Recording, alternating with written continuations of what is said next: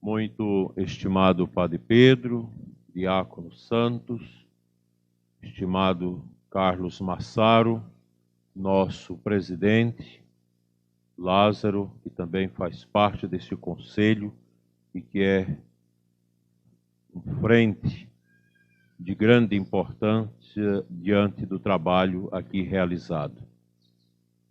Queridos irmãos internos, povo de Deus que nos assiste, funcionários desta casa, colaboradores, benfeitores, pessoas que ajudam enormemente essa grande instituição social da nossa cidade, a Sociedade São Vicente de Paulo.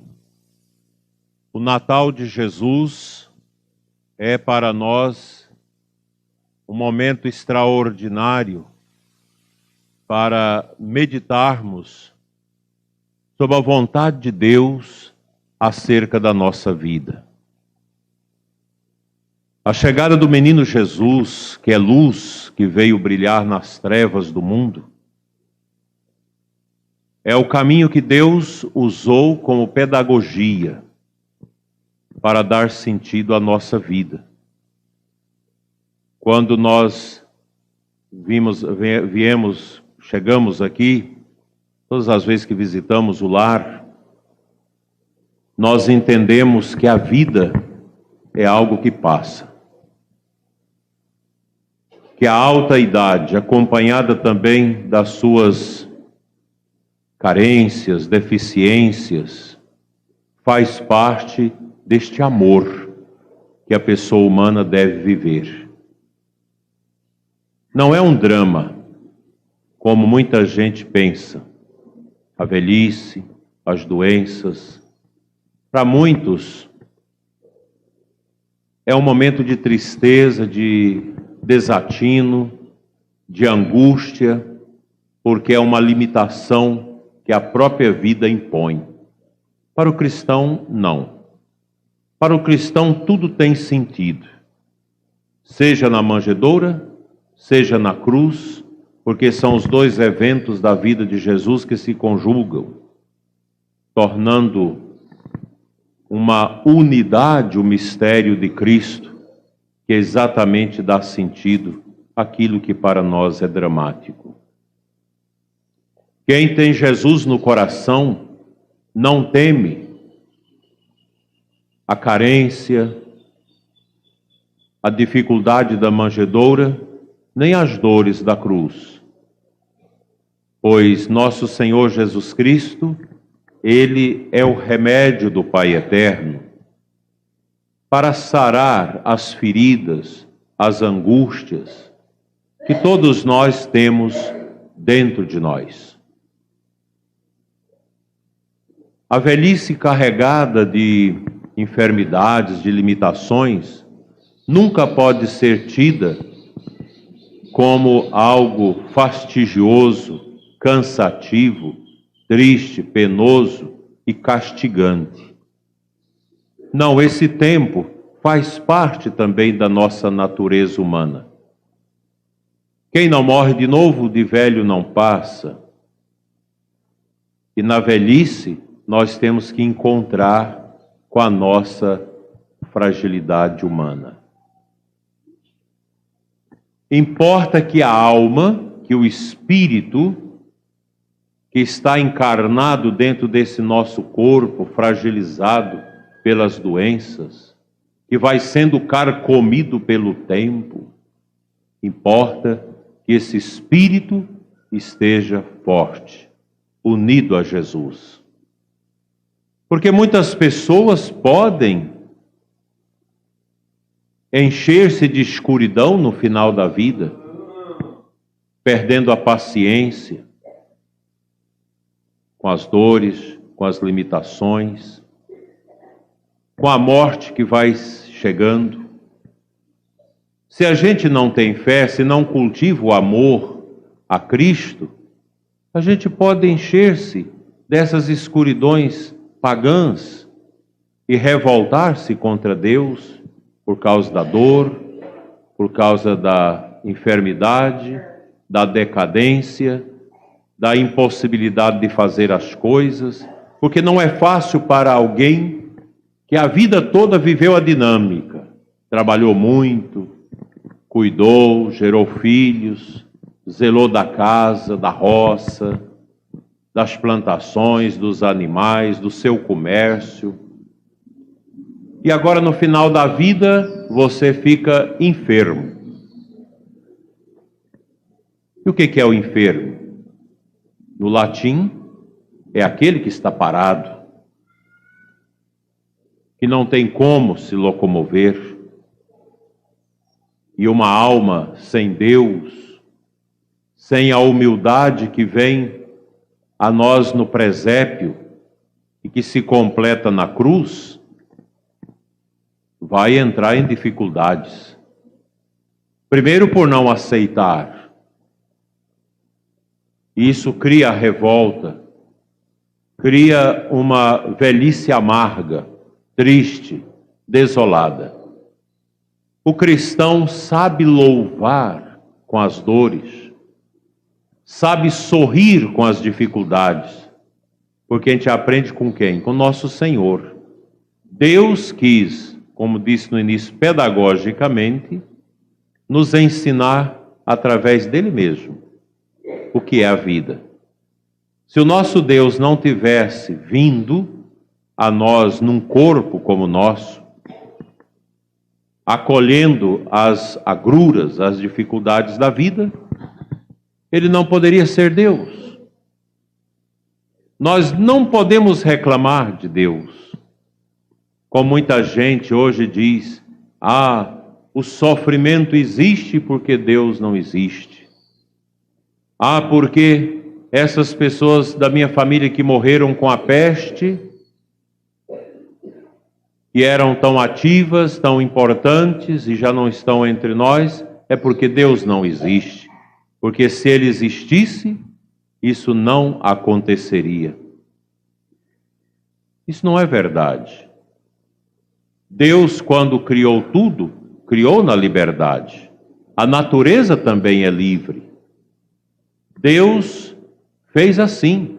Do contrário, Ele não seria Deus, mas seria um tirano. Deus também nos fez livre. E a natureza do nosso corpo também é livre. Há poucos dias, uma senhora me dizia, por que eu estou assim e tanta gente da minha idade está tão bem? Por que aquela pessoa da minha família que me perseguiu tanto, que não vai à igreja, que não reza, é saudável, e eu que sou da igreja, do apostolado da oração, devolvo meu dízimo, vou à missa todos os domingos e me encontro desse jeito? Nós não podemos colocar a Deus à prova. Uns sofrem mais, outros menos. E eu não posso, como nos ensina o Salmo 1, invejar o ímpio por ser uma pessoa mau e não ter dificuldades na sua vida. A gente não pode agir assim, porque nós quebramos a humildade. Mas por que Deus deixa isso? É a natureza das coisas, é a vida, é a realidade que vai nos impulsionando vida fora. E Deus assumiu a nossa carne, assumiu a nossa vida, a nossa história, o nosso tempo, para a partir do sofrimento que o próprio Deus viveu em Cristo, nos dar a lição. Cristo não veio num berço de ouro dos sultões. Cristo foi reclinado num coxo de um estábulo. Estava junto dele a Virgem Maria, sua mãe, e seu custódio pai, São José. Somente os dois. Depois os anjos cantaram no céu e os pastores que estavam ali, cerca de 4, 5 quilômetros lá de Belém, ouviram aquela voz e foram impulsionados a ir até a gruta de Belém, até o estábulo de Belém. Deixaram os seus rebanhos e foram. E lá encontraram o menino. Depois vieram os magos e basta. O Rei dos Reis e Senhor dos Senhores assim nasceu. Certamente Nossa Senhora e São José agasalhou aquele feno naquele coxo pequeno, onde as cabras comiam, colocou ali um manto e deitou o menino Jesus até o momento de sair dali. Imagina a vida de Jesus, ela foi sempre uma vida assim, de rejeição, de perseguição, de incompreensões, porque Cristo é a verdade. Nele está a divindade. Ele é Deus, é a segunda pessoa da Santíssima Trindade. Ele é a visita do Pai Eterno a este mundo, cumprindo a palavra que nós ouvimos do profeta. O povo que andava nas trevas viu uma luz. Cristo é a nossa luz. Daí a igreja sempre trabalhar esse tema da luz com as velas. O Natal é muito carregado de luzes, para lembrar isso. Jesus é a luz do mundo. E ele mesmo diz: eu sou a luz, e quem me segue não andará nas trevas. Veja como é parecido o mistério da cruz com o estábulo de Belém. Se lá Jesus nasce à vista de sua mãe São José, na cruz Jesus morre à vista de Nossa Senhora e de João, que ocupa o lugar de São José, cuidando de Maria. Deus sempre foi esquecido. Nós temos a mania de cuidar de tudo, de preocuparmos-nos com tudo, mas às vezes esquecendo o principal. Como nós devemos consertar isso dentro de nós? Pedindo as luzes do Espírito Santo, que estava no momento da concepção do Verbo no seio de Maria, a terceira pessoa da Santíssima Trindade que acompanha o mistério da encarnação. O Espírito vai, como terceira pessoa da Santíssima Trindade, acompanhar Jesus no tempo da sua manifestação, e na solidão da morte, na sepultura de Cristo, o Espírito age para que a sua ressurreição aconteça. E depois, quando Jesus volta ao Pai, ele cumpre a promessa que o Pai já havia prometido no Antigo Testamento sobre o derramamento do Espírito. E Jesus fala para os apóstolos: eu irei, mas não deixarei vocês órfãos, e vou enviar sobre vós o Espírito da verdade. Tudo está unido ao mistério. E o Espírito vem. Hoje nós vivemos o tempo do Espírito. Quem que impulsiona a igreja? O Espírito. Quem age aqui na missa para que nós possamos entender o mistério da oferenda de Cristo? O Espírito Santo. Quem age na nossa consciência, onde só eu e Deus temos acesso? O Espírito. E na nossa consciência o Espírito Santo vai dizendo: olha, o caminho para a gente fazer a vontade de Deus é esse. É aqui. Faça isso. Também na velhice, no sofrimento do fim da vida, o Espírito guia o idoso. Basta a gente ter fé e perguntar: Senhor, o que queres que eu faça.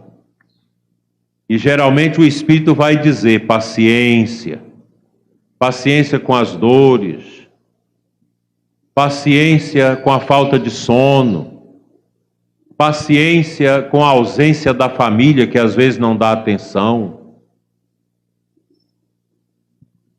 paciência com aqueles que te dão o banho, paciência quando você já não aguenta pegar no garfo para colocar a comida na boca. O Espírito age. Basta a gente ter fé. E o idoso que tem o Espírito Santo no coração, ele entende a manjedoura de Jesus. Ele entende a cruz. Ele entende o final da vida, as suas limitações e dores. Entende. Porque o Espírito Santo age em nós. Aí você vai ter paciência, não vai ficar brigando com as pessoas que cuidam de você. Essas palavras servem para vocês que nos assistem em tantos lugares, às vezes aos milhares. Nós precisamos preparar a nossa velhice. Eu, quando completei 50 anos, comecei um processo de preparação interior para a velhice. Se eu não ficar fora dos meus sentidos, não irei dar trabalho a quem, porventura, eu precisar que cuida de mim, que às vezes a gente morre antes. Todos nós precisamos disso.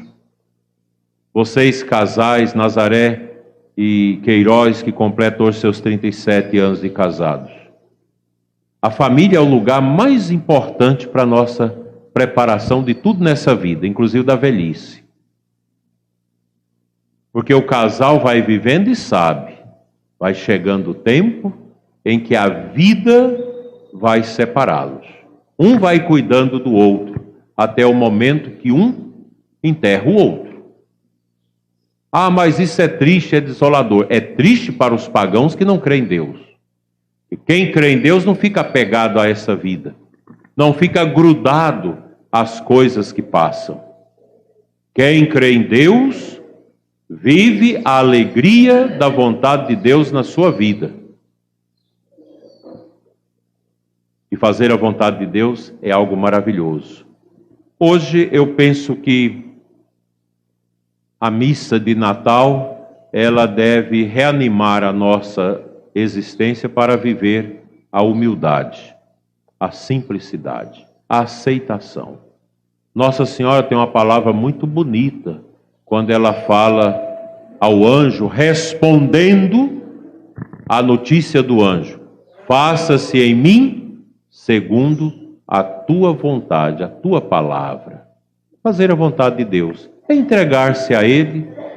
Enquanto a gente tinha força, a gente fez tudo que era possível. Na velhice, a gente reza, a gente entrega, a gente oferece a nossa vida como um holocausto, como um sacrifício agradável a Deus.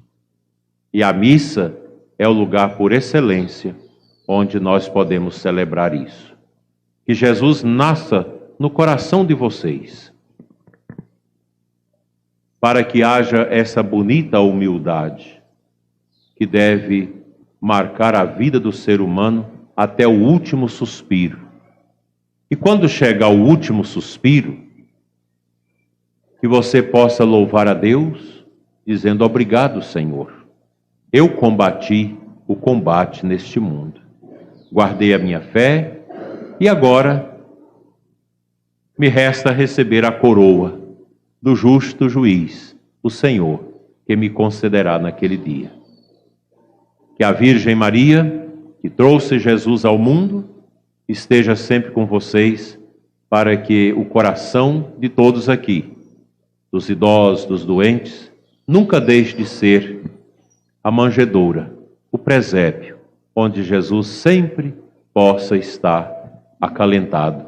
Assim seja. Amém.